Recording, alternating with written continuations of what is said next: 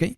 Bueno, entre ayer y hoy en España subieron los casos positivos, ¿sí? Está prácticamente con 73.000 actualmente y los muertos llegan hasta a por lo menos 7.000, ¿sí?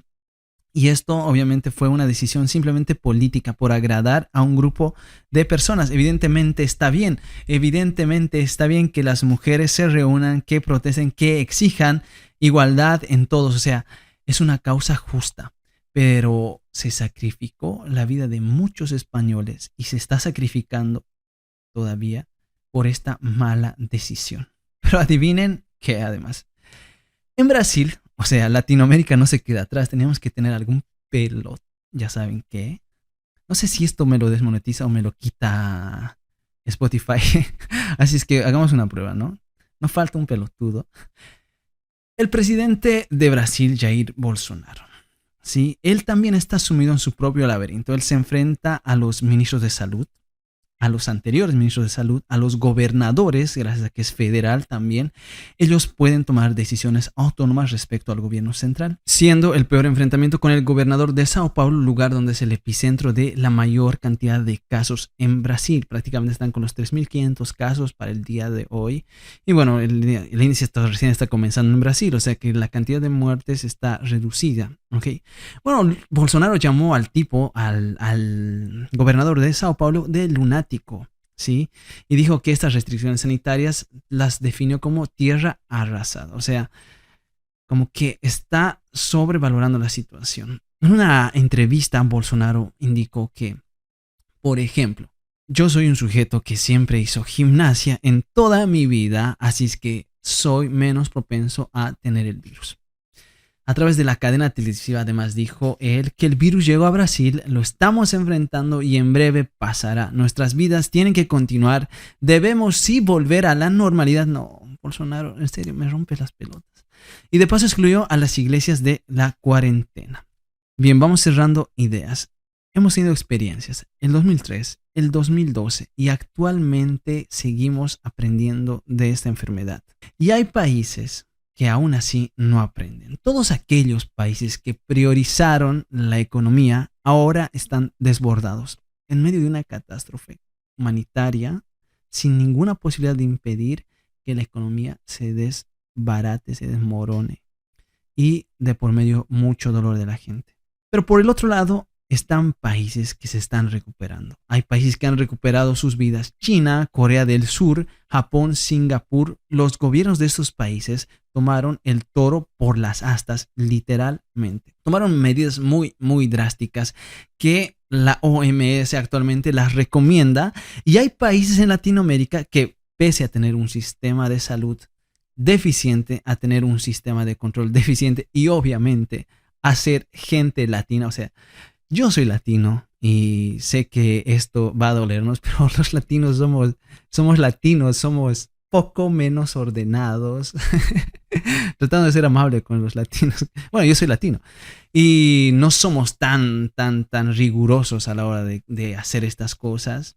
Y bueno, no la mayoría, depende. También hay grupos de personas acá que son muy serios y están tomándose esto a la seriedad, pero hay gente que no falta ese cabronazo que se manda y se va afuera a no cumplir la cuarentena. Bien, estas medidas que tomaron estos gobiernos son: la primera, encerrar en cuarentena estricta al territorio considerado foco de infección. Datos que han mostrado que esto ha demostrado realmente una mejoría a la hora de aplanar la curva son los que se presentan en Corea del Sur. Segundo, ubicaron a los primeros contagiados y sus contactos. ¿Y cómo hicieron esto? Tuvieron que hacer test, tanto como si fueran test que se hacen un control de alcoholemia. Te toman la muestra, o sea, capacitaron un montón de gente para tomar la muestra y te tomaban todos los datos y te registraban. Incluso te anotaban en una app y te seguían por GPS para que no salgas de tu puta casa. ¿Ok? Bueno, hicieron un montón de test. Esto es la tercera medida, que hicieron miles de test en todas partes. A las llegadas de los aeropuertos cerraron esas fronteras. Y cuarto, finalmente abrieron centros médicos especializados solo para el tratamiento, solo para la cuarentena, algo que recién hicieron en España. Porque si tratas a los pacientes que van al hospital, que desde ya está desbordado, ya está paralizado, entonces tienes un foco potente de infección en ese hospital, pero acá no. Los chinos, los japoneses, los coreanos lograron separar estos hospitales, crear nuevos hospitales y por lo tanto controlar de esa manera la propagación del virus intrahospitalario. Y quinto, una medida muy, muy interesante. La cuarentena se completó con medidas sanitarias, con el uso generalizado de barbijos, de distanciamiento social. Todos estos países donde la población acata las órdenes del gobierno, porque acata no mueren, y por eso ellos no necesitan los famosos toques de queda que acá en Latinoamérica se van a hacer una costumbre, ¿ok? Son muy disciplinados y China, por ejemplo, que demoró un mes en admitir la existencia y el peligro del coronavirus, dio un viraje a fines de diciembre y encerró a 11 millones de personas. Comenzaron mal, pero recapacitaron, ¿sí? Y en la ciudad de Wuhan, donde comenzó el virus, de la pandemia, después esto fue ampliado, o sea, la cuarentena fue ampliada hasta inclusive llegar a Pekín, encerraron a 50 millones, donde después de 82,000 casos positivos y 3,200 muertes, ahora China está en condiciones de volver a la normalidad económica y social. Bien, los países de Occidente los países de Oriente nos dieron una receta que les ha funcionado, que es increíble que hayan gobiernos que todavía creen que sacrificar a nuestros abuelitos está bien. ¿Pueden copiar estas recetas? Sí, evidentemente. Latinoamérica no es Europa, no es Oriente y acá, llamados países del tercer mundo, el sistema de salud es más deficiente. Aún así, los gobiernos están tomando medidas muy, muy coherentes, a excepción de los países que ya mencionamos en el análisis previo a esta conclusión. Lo más importante, quedarse en casa. O sea, realmente, como hemos visto en los ejemplos de países orientales, este ha sido una de las medidas más importantes, más útiles, por las cuales se ha logrado bajar la tendencia de la curva de la infección de estos pacientes. Pese a que va a seguir habiendo infecciones, la curva está disminuyendo, la curva de infecciones. Y eso, sobre todo Latinoamérica, va a ser una clave, un punto importante para tener la lucha más importante, que no es esta semana y probablemente sea recién de acá a 2 semanas, contra el coronavirus.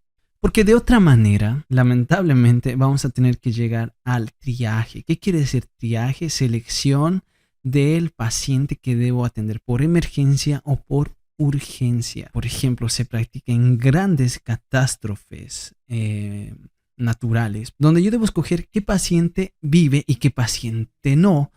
Es el triaje que lamentablemente vamos a tener que enfrentarnos si no logramos en Latinoamérica parar y bajar la curva.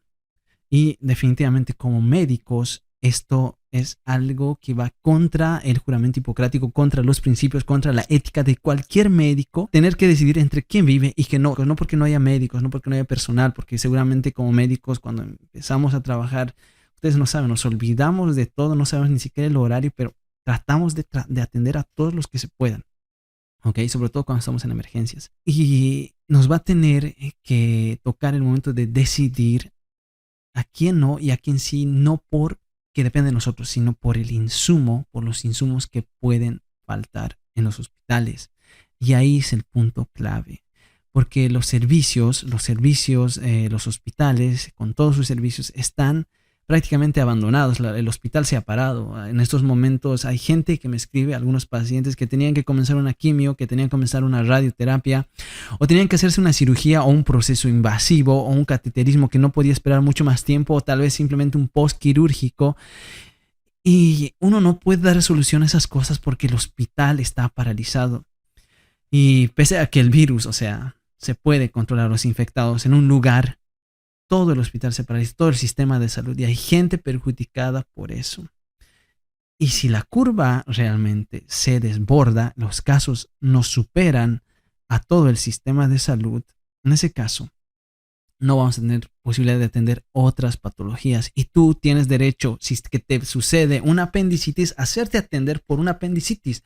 Si es que alguien tiene un ataque agudo de asma, que reciba atención por un ataque agudo de asma. El sistema no puede colapsar solamente para tratar coronavirus. Por eso tenemos que bajar la curva. Bueno, ya para terminar, quiero hacerte una pregunta, ¿sí? ¿Son estas medidas aquellas que realmente son necesarias para salvar la economía de un país? O sea, ¿realmente las medidas que estos países están tomando son adecuadas? Y si no las son, ¿cuáles son? Empecemos a debatir, o sea, y te pido que me puedas escribir al Instagram o al Facebook o al Twitter, donde tú quieras. Y necesito en realidad saber tu opinión. Quiero que me digas qué es lo que piensas y qué es lo que se puede hacer. Porque evidentemente, como les comenté, este amigo mexicano me dijo, literal, la enfermedad va a existir. La enfermedad va a matar a la gente que lamentablemente está dentro de este grupo de riesgo. Pero con la economía tú salvas el futuro. Salvas aquellas generaciones que están viniendo después de ti, la recesión. Entonces, ¿será que hay otra alternativa? Dale, escríbeme que voy a estar leyendo tus mensajes. Definitivamente el mundo va a cambiar. No son estos 15 días, depende del país donde te encuentres, estos 30 días.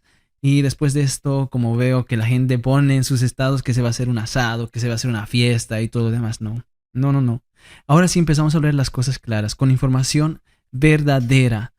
Ya después de la experiencia de España, después de la experiencia de Italia, tenemos que empezar a cambiar nuestra mentalidad y no creer todo lo que nos dicen los medios de comunicación. Esto, amigos, va para largo.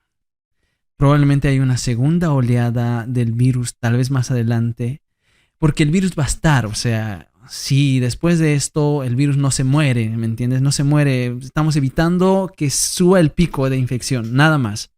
Pero después de esto va a seguir existiendo la enfermedad, va a seguir muriendo gente, lamentablemente, que está en el grupo de riesgo, ¿sí? Y que responde mal a la enfermedad. Entonces, si después de terminada la cuarentena hacemos una fiesta, hacemos un reventón o viajamos a lugares conglomerados, nos juntamos con mucha gente, el virus se va a seguir propagando. Y por eso es un proceso muy largo de transición hasta lograr recién la vida normal. Veamos cómo le va a China, le va a Oriente, porque ellos ya pasaron la fase más grave de la enfermedad y probablemente podamos calcular el tiempo en que nosotros tengamos para retomar nuestras vidas. Y dentro de esos cambios, la economía también va a cambiar. El mundo en realidad va a cambiar. Y nos va a tocar a todos ponernos el país en el hombro, ¿sí? Apretarnos el cinturón y ser solidarios con las personas más vulnerables de nuestra sociedad, ¿sí? Nos va a tocar a todos dar nuestro granito de arena para volver a construir nuestra sociedad. La recesión que se viene es grande. O sea, no quiero ser alarmista, pero es algo que tenemos que estar preparados para eso. Gracias por escucharme y acá yo tenía que despedirme, pero mientras grababa este podcast me acaba de llegar un mensaje y creo que va a ser un tema que quiero hablar en un siguiente podcast. Una de mis amigas dio positivo para coronavirus, ¿sí? Es una médico residente. Ha tenido un paciente sin las medidas de bioseguridad porque sus superiores le mandaron a atender así a una paciente, pese a que ella les pidió equipo de seguridad. Y en los hospitales hay algo que se llama jerarquías. Las putas y jodidas jerarquías ahora están poniendo en riesgo la vida de mi amiga, ¿ok?